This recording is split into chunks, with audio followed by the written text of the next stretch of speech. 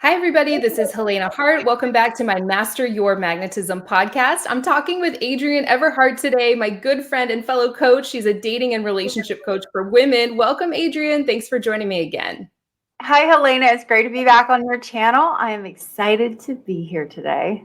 Yes, we are recording this as a video for YouTube as well. So if you're listening to this on Spotify or Apple Podcasts or anywhere else and you'd like to see a video of this episode, that will be the first link in the description or show notes. Adrienne and I love recording videos together, and we have a great topic for everyone today. It's something we actually haven't talked too much about before in some of our other episodes. Do you want to introduce this one, Adrienne? I just love the way you talk about this. For sure. So this is really about things that a man wants. They might be requests.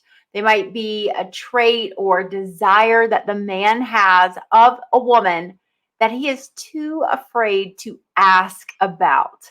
So how did we find out what men are too afraid to ask for? We actually asked our own husbands. So we got some feedback about that. And I also polled a lot of my coaching clients and in my group to ask them if there was ever anything that a man had kind of confessed to them, or maybe in the heat of the moment, he brought it up, or it's like he said it once and he didn't mention it again. So we're going to share those with you because there are a lot of men out there that might not be telling you that they actually really love these things and they would like them. And so you can take some of these ideas and experiment with them in your own relationship and see what happens. Yes, this is such a juicy topic. I'm so looking forward to getting into these with you. What's the first thing a man desires but maybe too afraid to ask for? Okay, so the first two things we really want to preference for those of you that might misunderstand leaning forward or giving to get with the man. We want to make sure you know that these are not things that you want to offer to do for a man in order for him to like you or love you or give you more attention. And they're really not forms of leaning forward. And Helena, you know what we're talking about with giving to get. You've had experiences with clients who misunderstand what that means, right? Absolutely. And I've been there myself. You can feel it in your body when you're giving something to a man because maybe he's not pursuing you consistently or he hasn't been giving you that affection and attention that you're craving. And so you do something for him in order to try to get that in return. And of course, that's where anger and resentment can start to build in us. Something I always say is anger and resentment build in direct proportion to the amount of effort we're putting out if we're trying to make something happen. So if a man has not been showing up for you, this is probably not the right video to watch. We have many other videos and podcast episodes on what to do if a man is pulling away or something like that. But if he's been showing up and giving you all the love and affection that you want, and these are kind of like an expression of who you are or giving back, I think giving back to a man is fantastic. So that's probably what category this falls into, right? Yeah. So the first one is suggesting that a man take a nap. So when you actually give the man the okay to say, like, hey, why don't you go lay down and take a nap? Or, you've been working really hard today. I bet a nice long nap would feel good to you. I'm going to guess about 10 times out of 10, the man is going to say, yeah, wow, I could really go for a nap. But they don't really want to admit it. They don't want to be like they're lazy or not contributing. So it is okay to occasionally, if your guy has been really working hard, just tell him, like, you're off duty, you're off the clock. Why not go ahead and just go take a nap? What do you think of that one, Helena? It's so funny that you say that. I've actually done this twice in the past few months. My husband is the one that normally is up with our baby at night. He's just so amazing and he wants me to be able to get some sleep. So there were a few times when he really didn't get a lot of sleep, and it doesn't happen all the time, but I was able to sleep in and it was just so amazing and so wonderful. And so I went downstairs. It was a weekend. He didn't have to work. And I was like, do you want to go take a nap? I can be with him as long as I need to. I don't have anything else I need to do right now. And he absolutely loved that. So I love how you put that too. It was coming from such a feminine place. So it's not like being a guy's mom, like, you really should take a nap. Why don't you do this? Right? It's like offering, I can take care of this if you need to go take some time for yourself. Yeah, or something like that, it's right? just a nice balance. You're not telling him how to live his life, And it's very similar to sometimes my husband will offer that I go get self-care. He'll say, well, don't you want to go get a massage this afternoon? Or wouldn't you like to maybe go to that spa you love that's near? And it's really just a way to remind your partner it is okay to relax around me and take care of yourself. So I'll move on to the next one. And that is occasionally I will offer to drive. Most of the time, my husband drives. But not too long ago, we took a trip up to the scenic Blue Ridge Parkway when the leaves were changing. And he had been driving all day. And I said, why don't you let me just take over and drive for a little while so you can enjoy the scenery? And he reported to me that he really, really loved that I sometimes offer to drive just so he can relax. But most of the time, he likes to be the one behind the wheel driving. And I have no objections about that. What do you think? I love that you mentioned that. And we were chatting a little bit before we started recording that this could be different for every man in every relationship. Personally, in my relationship, I basically never drive. My husband likes to be the one to drive. The occasions that I have offered, if he's sick and I was taking him to the doctor or something, it just gave him more anxiety. He likes me to be the passenger. And I love that because I do not like driving. It's just not something I personally enjoy, but it could be anything. I remember the other day, I was like, do you want me to unload the dishwasher before you get home from work or something like that he normally takes care of, that he's just working such long hours and doing so much for us and our family that I'm happy to do some things like that here and there just to save him a little more time. So we would encourage you to find out what that is in your relationship, especially if the guy is really showing up and putting in a lot of effort. Again, not to try to make something happen or have him do something right back in return, but just as an expression of acknowledgement and appreciation. Is that right? Yeah, this is spot on. And I love that you and I both have guys that prefer to drive. I definitely prefer to be a passenger. All right, so moving on to the next one. This is something else we talked about. It made us both laugh out loud. And Jeff confessed to me that he absolutely loves it when I have a few of these. I don't have many of them, but I have about 3 nightgowns that look like they could be literally off the set of Little House on the Prairie. And they're high necks, they're long sleeves, they're very kind of frilly, but they're cottony, they're very comfortable. Sometimes a man might actually like that you have something that is a little bit ordinary or old-fashioned looking. And my husband even said, he goes, you look so innocent in it. He said, but I don't want to sound creepy, but you look so beautiful and innocent, like a painting, he said. And so you just never know the clothes that you really think might be sexy. A man might really prefer something different. I love this one so much. We were laughing so hard right before we started recording this and last night when we were texting and chatting about what we were going to share today.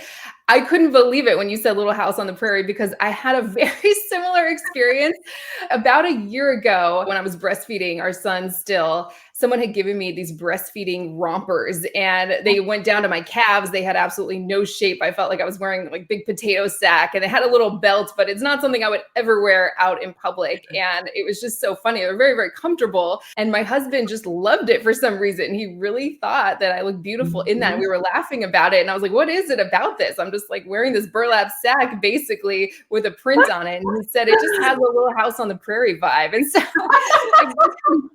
our next video is going to be like Little House on the Prairie style to turn a man on or something, right? I mean, you just really never know. And so that's why this topic's so funny, because it is things that men wouldn't typically come out and say.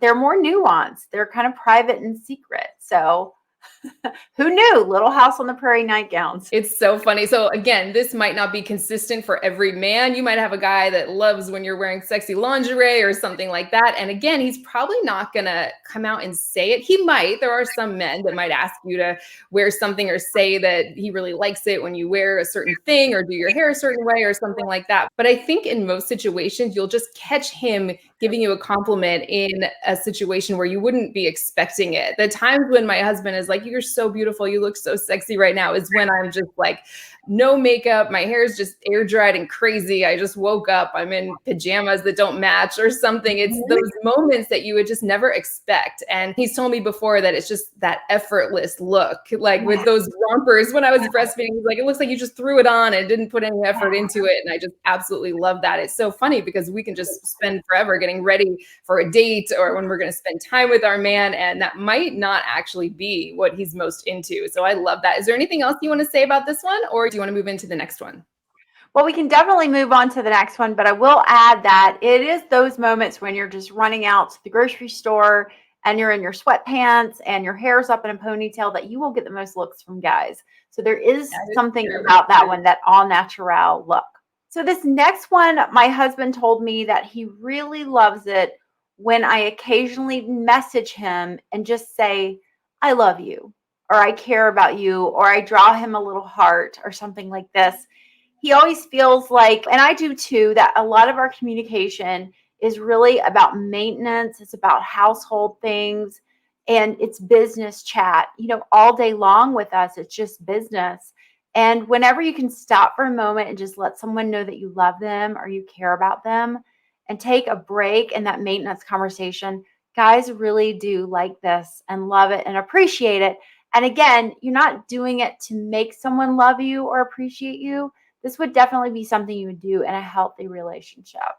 Absolutely. My husband has said similar things, and we don't think that men appreciate that or like that, but they really do. Of course, this isn't something you say to a guy who hasn't texted you in 2 weeks and you're trying to reattract him. It goes without saying, but we like to just go ahead and say it anyway. So that is great. Anything else you want to say on that one? Any other text messages that your husband likes? I Well, miss you or anything like that? yeah, I mean, he definitely likes I love you, and I miss connecting and are looking forward to snuggling tonight. But along with what you're saying, it isn't really about a rule like do this, say this, Mhm. don't say that. All of these, I really think women should depend on their intuition and follow what they feel in their gut to see if this is just right for you to say, if it feels right, if the moment feels right, and ask yourself, am I doing this to make something happen? Or do I Mhm. just genuinely want to send him an I love you and I care about you? That is perfect. I love that. Coming from that feminine energy place, your intuition. We want people to get out of this mindset of leaning forward is masculine, leaning back is feminine. I've been saying this for years, but I know some people who are new to this material might think, isn't that masculine? You're leaning forward and sending a text. And feminine energy is a state of mind, right? It's about expressing yourself, coming from who you are, and not trying to make something happen. We've talked about that a lot in some of our other podcast episodes together. So make Yeah. sure you're following me over on Spotify and Apple. We have so many episodes on feminine energy and how to draw a man in closer. It's totally free and you won't find those anywhere else. So I really like this one. Adrienne, do you want to move on to the next one? I do. Now, some of these are a little bit similar. These are the ones that I polled a lot of the women in my private group to just ask them, what does your husband really come to you and confess? Or what has your boyfriend maybe said once that really impacted you? You could tell by the way he was delivering it to you that was really important to you. And one of them is to let him talk about things that interest him. So, for example, he might really be into monster trucks, or he might want to talk about what they did today on the job site or the type of software they're developing. And it might not really be what you want to listen to, but a man does feel really special when you take the time to listen to him talk shop or talk about what interests him, even if it's like, DC versus Marvel comics. The guy is really going to appreciate if you take a little bit of time, set a nice, healthy limit, and you can also give him that attention and eye contact that we all crave when we're in a loving relationship with someone. That is such a good one. I didn't even think about that, but it's so important. And my husband has definitely said, even when we were dating the first couple days, he said that I was a really good listener. I was really Mhm. in the moment with him, not up in my head Mhm. trying to make something happen. Again, men can't typically put their finger on it, but they can just feel when you're present with them in the moment versus when you're up in your head trying to think about what to say next, trying to just go down your list of what needs to get done. So that is beautiful. I really like that one. You're right. They are much more intuitive than we give them credit for. Yes. Uh, this next one is don't micromanage his food choices. So if he goes in to get a second serving, or if he wants to order dessert, or if he's having another beer or something, assuming he's not driving home, of course, if he wants to indulge in food or sweets or a drink, that you don't want to micromanage or criticize his food choices, because he will probably never eat as healthy as you, or he might actually just eat a different variety of diet than you do. But I have unfortunately witnessed a lot of women who criticize what their man is eating, and it really makes them feel shamed and micromanaged. That is so interesting. I think it could probably apply to any area. Don't micromanage what he's doing in any area. Of course, you want to be with a guy who makes good decisions and where you're in alignment with that. But absolutely, my husband eats dessert, chocolate every single day. I love that about him. And he's incredibly healthy. He's got the six pack and everything. Why would I want to micromanage what he's doing? It's obviously working great for him. And so I think that's great. And again, it might not just be with food, it could apply to anything a guy's doing, right? Yes, definitely. Micromanaging is definitely a way that we're putting our control, our desire to control the man out there. It's one thing if you want to have a conversation about being healthy and meet, on the same page and the similar mindset about choices. But day to day, you've got to let a man make his own choices, especially about the food he eats. This is such great information, Adrienne. Are we ready for the next one? Yeah. So this next one is one of those things that if you really asked your intuition would probably say, yes, do this. And that is when your husband comes home from work or you guys just meet after work or a long day, that it might be one of those situations where you're lonely and your guy just came home from work and you want to connect with him. And you may immediately start talking and sharing everything that you've experienced in your day, but really he appreciates coming home and having a little time to decompress. I always recommend giving him that nice warm hug, opening your arms and letting him come towards you, melting into him, and then give him a little space, a little silence to process his day and get comfortable being at home before you start sharing all the amazing things that you've been doing all day. This is such an important one. It's easy to forget this too, especially like for myself. I work from home. I don't have a lot of adult interaction during the day. And so he comes home. I tend to want to just tell him everything that happened. And he's okay with that, of course. But men's brains are really wired that way. This is physiological. They need some transition time. So if he's still in work mode and driving home, he's kind of still in that mode and might need, like you said, 10 or 15 minutes to decompress before being fully present and jumping into something else. So that is phenomenal. Is there anything else you want to share on that one? Or are we ready to move into that last tip? We can go ahead and move into the next one. I think we're giving everyone some quick little bits of knowledge to just try and keep in mind. And this last one is one that I am totally guilty of because without much thought, these words used to just roll off of my tongue because I'm a caring, empathetic person. So you have to look at this from the perspective that men are in their masculine energy and they don't necessarily want to talk about feelings or how they're feeling, or if they've had a bad day, sometimes they don't even really want to share it. They want to go to the cave, as it's been said, and process. And no, not every man might be this way, but I did get a lot of similar feedback from a couple of different women. And this is really about actions, not feelings. So the man has specifically requested, don't ask me if I'm okay. Don't ask me how I'm feeling. And the alternative to that would be, how did it go today? Or what's new? Or is there more we can do? So a couple of times a week, this happens with my husband and I. I'll just see him, maybe he's going through a work difficulty or he's having a problem, managing communication with a lot of people. And I'll say, well, how are you feeling or what's going on? And it never works. No matter how many times I ask, he'll always just say, I'm fine. And then I know he's not fine and I'll want to dig deeper, but it really doesn't ever make anything really feel right between us. So I've just gotten to where I'll casually say to him, like, hey, how's it going today? And if he wants to offer what he's feeling, he does. I definitely don't press him to share his feelings.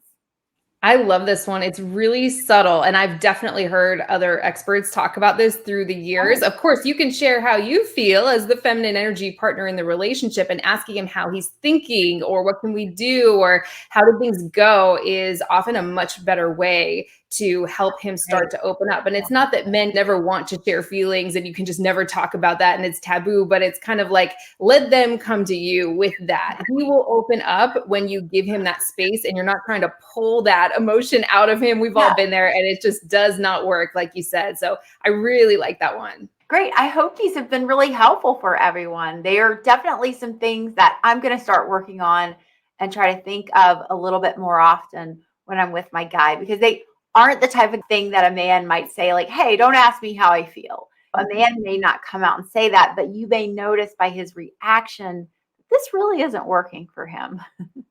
So true. And I have to say, I hear from so many women who have been following my podcast for a couple years who are now in relationships with great guys, and they've requested more episodes for what do you do if you've attracted a really high quality man? How can you bring him closer and really deepen that connection and intimacy? So we really hope this was helpful. Adrienne, this was such a fun episode to record with you. I'd love to include anything about your courses or free gifts that you have or how people can get a hold of you. I have a link to your website in the description, everheartcoaching.com. If you're watching on YouTube, you can see it on the screen. Anything you want to share about that before we close out?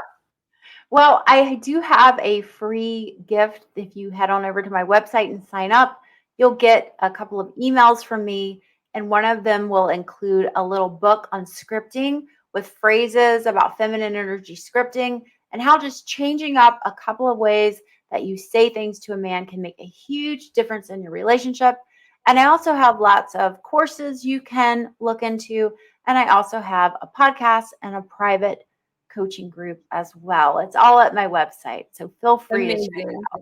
And we've done some programs together over the years that have been really popular with my audience and yours as well. Is there anything you want to say about those? I know you can get those together as a bundle with a special sale price, right? You can get the bundle, and you can also, if you just want to sample Helena and myself working together, we had 2 different courses that we taught. And let me tell you, it is an extensive amount of hours and a VIP library. It's so much to learn in that. So you can feel free to look at that link below as well. It's called the Unzipped Collection. Yes, I know so many women have taken that course over the years, both of them actually. Maybe we should do another one together soon. That was so much fun. We just had so long ago. It just feels like a lifetime ago. I would love to do another master class or something with you. This was so much fun. Make sure you're following my podcast so you don't miss any new episodes. I have new episodes coming out every week. If you're watching on YouTube and you're not following me over on Spotify and Apple, you're missing all of my best, most in-depth content. Adrienne and I have done so many episodes over there together. Again, totally free, and you won't find it anywhere else. And I'll include links to my podcast as well. So this was great, Adrienne. Any last words of wisdom before we close out here today?